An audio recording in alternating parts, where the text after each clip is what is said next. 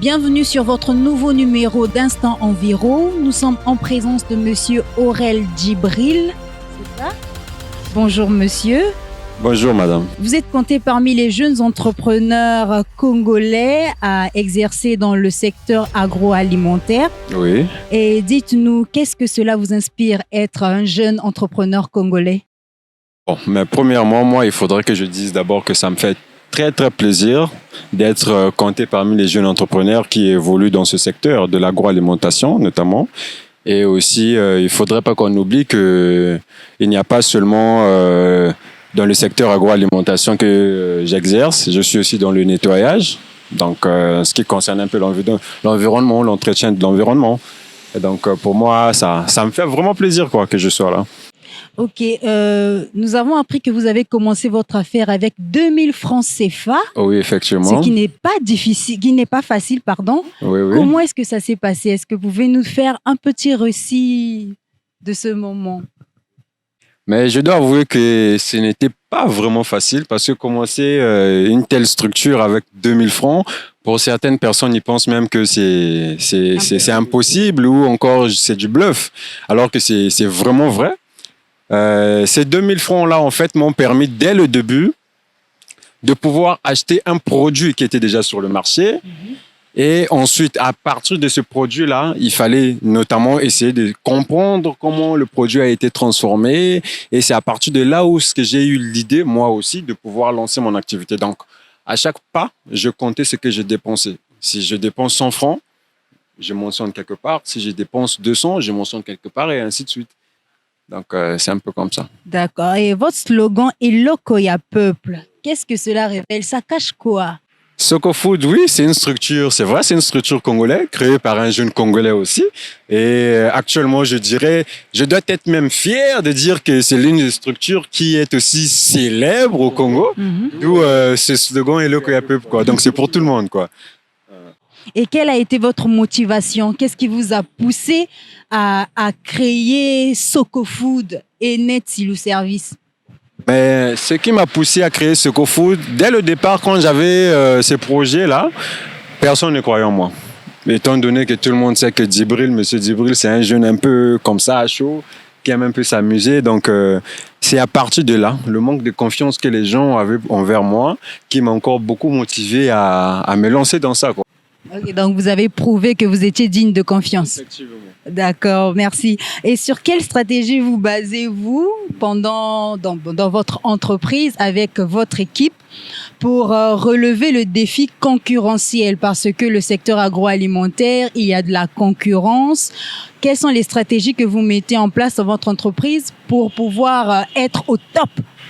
Bon, ben, les stratégies là sont simples, hein, et puis je pense peut-être que les gens qui consomment nos produits, qui voient ces produits-là, comprendront. C'est-à-dire, nous, on valorise des produits oubliés peut-être, je pourrais dire. Vous voyez, genre, on fait aussi les gratanas, par exemple.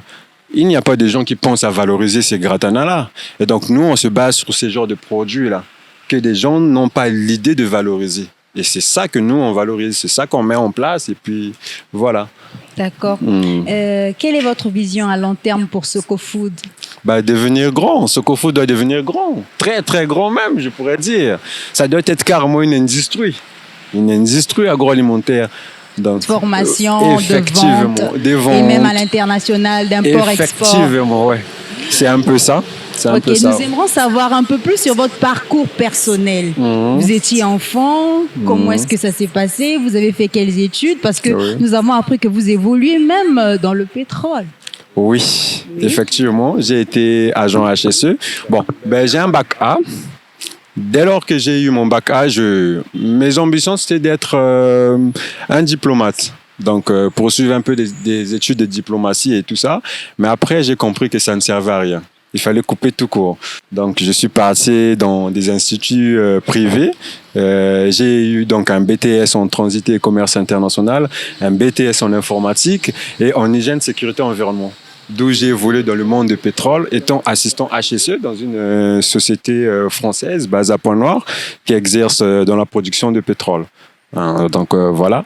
Et Après, il fallait maintenant me former tout seul dans la transformation agroalimentaire ainsi que fabrication d'emballages. Parce que Socofood fabrique aussi des emballages pour d'autres clients. Donc voilà un peu. D'accord, merci beaucoup. Et pour conclure ou pour arriver à la fin, quel message pouvez-vous lancer aux jeunes Congolais, entrepreneurs en herbe? Quel est le message que vous pouvez leur donner?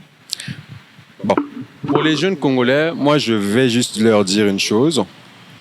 Ils doivent apprendre de sortir de leur zone de confort pour mener une vie à risque.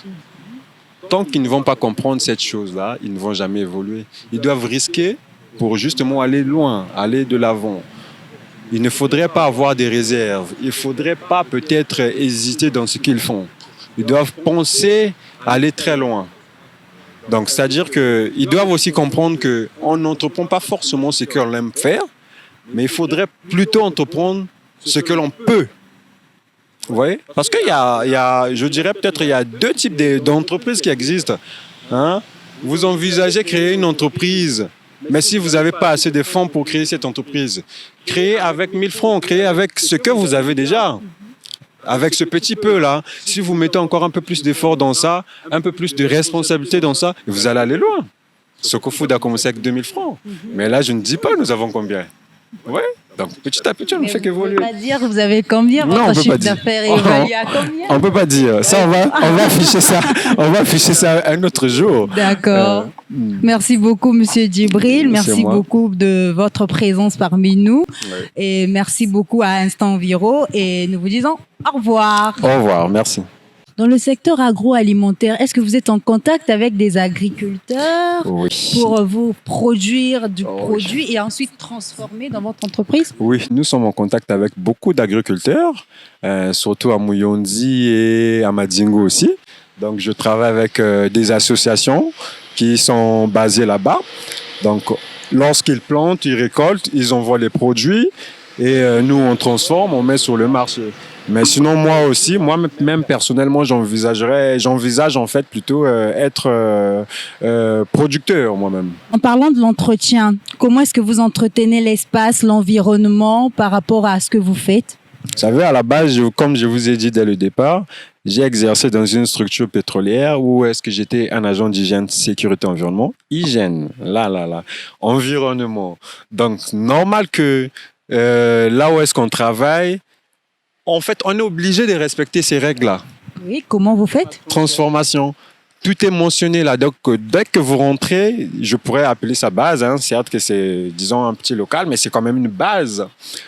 Vous ne pouvez pas rentrer dans cette base avec des vêtements souillés. Premièrement, vous ne pouvez pas toucher des produits à transformer si vous n'avez pas des gants appropriés, si vous n'avez pas des bavettes aussi. Donc voilà, et tout ça là, c'est bien respecté. C'est pour éviter peut-être qu'il y ait une substance peut-être étrangère dans ce qu'on transforme. Sinon, après, à la fin, c'est nous qui aurons des problèmes. Hein. Vos machines, quand ils transforment, il n'y a pas des gaz, comme on voit dans d'autres industries, des grandes industries et tout, qui pouvaient polluer l'air et tout. Non. Il y en a pas. Ça, on n'en a pas parce que nos trucs sont des trucs électriques. Oui. On transforme avec des machines électriques. Et puis, après chaque transformation, il est obligatoire de nettoyer ces machines-là parce que nous avons à peine 3 machines et ces 3 machines-là nous permettent de transformer plusieurs produits. Donc, il faudrait à chaque fois, chaque transformation, nettoyer la machine et ensuite transformer une autre, comme un autre produit. Voilà. Monsieur Djibril, vous êtes PDG de Socofood, on rappelle encore. Et quels sont les différents produits que vous mettez à la disposition des consommateurs congolais? Alors, nous avons plusieurs produits. Nous avons la bouillie Silou, qui est une bouillie beaucoup connue même d'ailleurs, qui est faite à base de la farine de riz. Et il y a quelques ajouts, bien sûr, mais bio. On a les arachides sucrés, rouges. On a les gratanas. On a les croquettes et on a Digipops. Les Digipops, ce sont des riz soufflés là, à multicolore là, oui, sucrés. Donc actuellement, nous avons que ça comme produit, mais sinon à la longue, il y en a encore d'autres qui vont s'ajouter. Ok, un dernier mot, une doléance que vous pouvez adresser aux acquis de droit pour vous aider dans cet effort que vous êtes en train de mener pour développer votre entreprise et aller de l'avant. Et aussi, bien sûr, rendre fier notre pays, bien entendu. Vous regardez la caméra. C'est pour leur dire que, s'il vous plaît, il faudrait que vous souteniez la jeunesse congolaise parce que cette jeunesse-là a de l'ambition. Cette jeunesse-là a une qualité professionnelle.